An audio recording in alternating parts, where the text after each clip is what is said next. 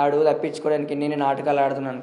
ఎట్లా చంపినవురా అంటే ఫస్ట్ ఓడిచినంట, శ్వాస ఆడకుండా గిడ ఏమో కట్టిందంట. ఇప్పుడు మనం వెనక నుంచి వెళ్ళడానికి ఇట్లా దొరకబడితేనే మనకు శ్వాస అనేది బయటకు రాదు. ఆడు ఎట్లయినా మొత్తుకుంటుంది ఈమె. ఆయన ఏం చేసిందంట, కట్టిందంట గట్టిగా, ఆడే చెప్పిండంట మాకు. ఆ విషయాలు చెప్పిన కొద్దీ మాకు మస్తు అంటే మస్తు బాధ అనిపించింది. ఇట్లా కట్టినంట, పొడిచినంట. వద్దు పో, పారిపో, మా అమ్మకి నేనే గుద్దుకున్నాను చెప్తా, నేనేం చేసుకున్నాను చెప్తా, పో వెళ్ళిపో అంటే గట్లెట్లా ఎన్నెలు నన్ను బతకరిస్తారంట. ఇప్పుడు బతకరిస్తామా? ఏం చేసిందంట, గొంతు పట్టినంట. గొంతు పట్టిన ఏం చేసి కింద ఎత్తేసిండు. అప్పుడే మా బాబాకి సౌండ్ వినబడ్డది.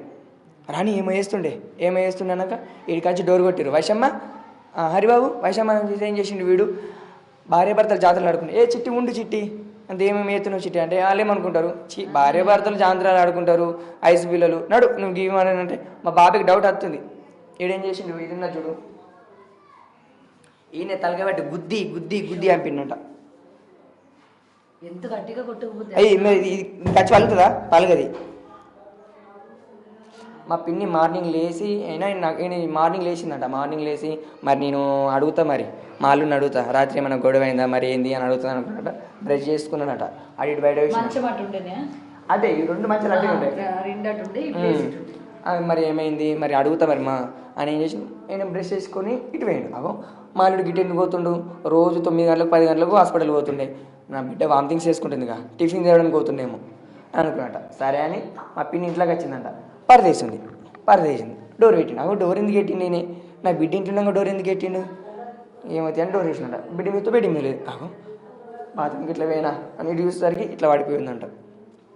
ఈ బెడ్ తీసి పెట్టి కింద ఎందుకు అనుకున్నారు ఇలా చూసేసరికి కొంచెం ఇట్లా ఇక్కడికి వచ్చేసరికి మొత్తం ఇది అంతా రక్తమే. ఇగో ఇప్పుడు ఒక్కటే మాట ఏంటంటే, చట్టం మనము ఒకరిని చంపడానికి మనకు రైట్స్ లేవు అని అంటారు. ఆడు మనల్ని చంపడానికి కూడా రైట్స్ లేవు. సరే మనకు చంపడానికి రైట్స్ లేవు కదా, పక్క దేశాలల్లో మర్డర్లు కానీ రేప్ కేసులు కానీ అవుతున్నట్టు మనకు వినబడుతున్నాయా? మన 2 తెలుగు రాష్ట్రాల నుంచి బయట దేశాలకు పోతున్నాయి.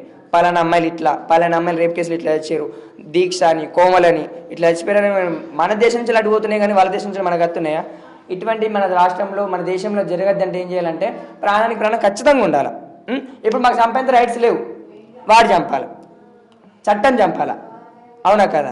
అట్లయితేనే వేరేటోడు ఏమనుకుంటాడంటే, అమ్మో నేను ఆమె పాలన తీసిన అనుకో నా పాలన తీస్తారు, అవసరమా అని మన దేశంలో మర్డర్లు అనేది అగ్గిపోతాయి. ప్రతి ఒక్క ఆడపిల్ల సంతోషంగా హాయిగా బతుకుతుంది.